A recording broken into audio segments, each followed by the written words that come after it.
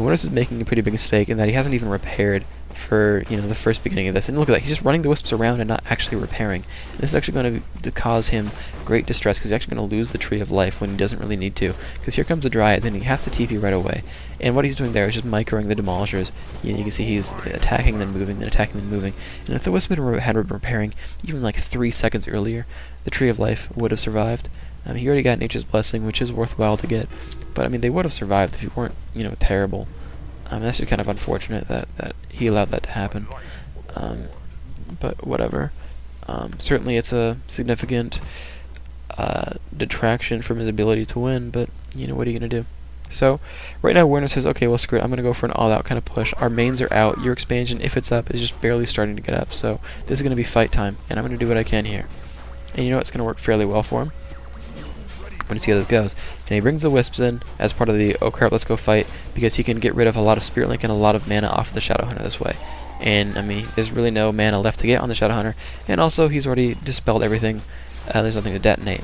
Now he goes for the SH, and there he goes. You can see that he redispels constantly on the on that buff. And he's going to try to pass the potion, and he can't quite do it, so he picks off the Shadow Hunter. And this is going to be a really easy battle for him, or it should be, because he should be able to go in there and pick off Raiders and pick off Demolishers. And you know, right now, if he had an Orb of Venom, he would be doing so much more damage. And I just got to keep pointing that out. If he had Tier 3, if he had Rejuve, you'd have a full hit point Keeper of the Grove. You know, if he weren't terrible at this game, he'd be doing a lot better. So he picks off Grunts, he picks off Raiders. My Keeper of the Grove's getting focused. Oh no, it's getting focused. Guess what? I have a staff. I'm too stupid to cast my staff. I'm terrible at this game. I'm so bad at this game, I don't know how to staff or use an invulnerability potion. Wow, I'm so bad at this game, my name's Winners. A way to fail. And so now it's, you know, a Blade Master and, you know, a freaking Demolisher. And this is really cute right here. Winner's going to try to chop down the hero and block it off. Now, with these level of items right now, the Demon Hunter is pretty much better than the Blade Master right here, simply because of better items and whatnot. But he can only do so much damage. He can constantly link himself. There's only 1 or 2 Dryads, so he can constantly link, and generally the Dryads won't have enough mana to dispel, so we just kept him linked and just chopped down the Wisps until he could get out. And yeah, he's going to lose the Demolisher most likely, but, you know, no big deal. If you know, the Blade Master's still getting slowed down by the Dryad, and I believe it's still linked, because it's only taking 7 damage, but whatever. No, it's not linked. Take it back, 7 damage is about right. No, it is, because there's some peons. Okay, taking it back once more. At this point, he kind of sees that his Demon Hunter is super low. The Blade Master's too high of level. I don't know if he really should have left, because he could have come back and, you know, kept the macroing off his expansion, but, you know, whatever.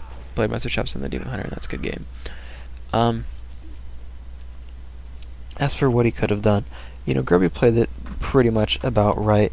When your opponent gets a lot of Dryads, you really have to go for Demolishers. Their damage output is very good, of course.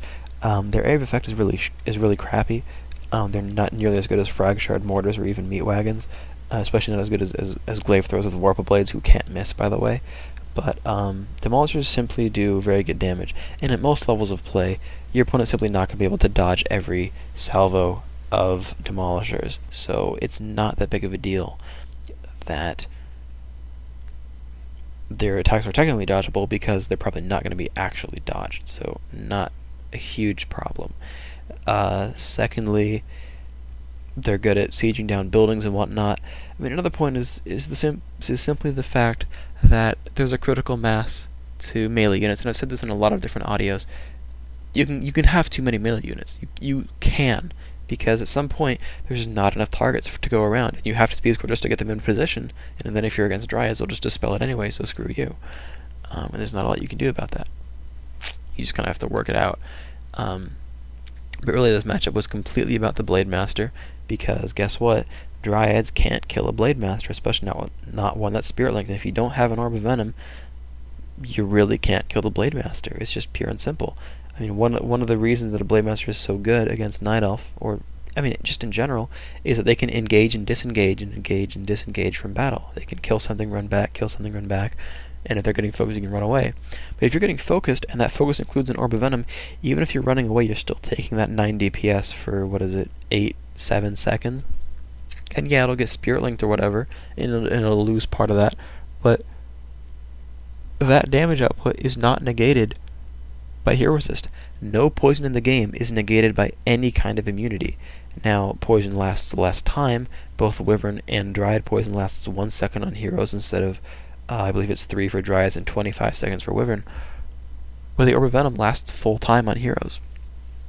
And so if a Blade Master is trying to be a douche and go in and out, when he runs away after getting hit by the orb, he's still going to lose 40 hit points. And the other 40 damage is going to go to the rest of the army, and it's going to get split up and be 5 damage to 8 units, big freaking deal. But that's every time. You know, that adds up rather quickly. Yeah, you know, he can chain heal stuff away and he can healing scroll, but it's extra damage you're getting. And it's pretty much consistent damage. And what's also, you know, fun about this is because of how much the Orc army will move and how many targets your Demon Hunter will hit, you'll end up poisoning a good 6 targets at a time. And by the time you're poisoning that many units, you're basically getting 9 DPS on everything, because it's all getting split amongst everything and evening out to everything taking pretty significant damage. And it ends up working out pretty well for you, you know. Spirit Link, you know, is good, but Chain Heal only hits a certain number of targets. It's like 3, 5, 7 or something like that. And Orc armies, especially large ones, that you're usually facing when you have an Orb of Venom, and especially in this kind of game where you've got, you know, an expansion for each player, yeah, it works pretty well. You end up dealing damage to more units than are getting healed, and it works out quite well. So, Winners obviously could have done better by upgrading, by getting tier 3 and getting bears or an orb, well, and an orb. Grubby could have, I think Grubby really played that in general better than Winners did. Winners kind of picked a strategy and just kept hammering it in until it stopped working. And if he had simply teched at the point where he killed the expansion and could have just sat around, it would have worked out for him. The real point you have to really think about in this game, though, was Grubby's Creepjack, because Grubby lost his expansion, had a worse army, had lost his Shadow Hunter. It was in a bad spot, and the only way to come back in was to Creepjack. And think about that, guys. When you're losing, the only way really to get back in is to Creepjack, because if your army's not good enough, you need to borrow someone else's army. So borrow the army that comes with the map, and if you can fight 2v1 that way, you might be able to win.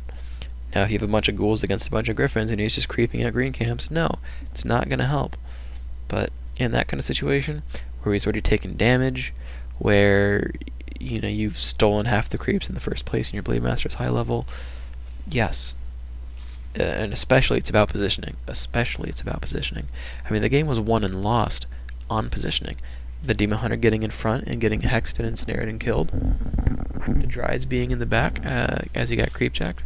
Simply put, positioning ended up winning the game. And so that's all I really have to say for this.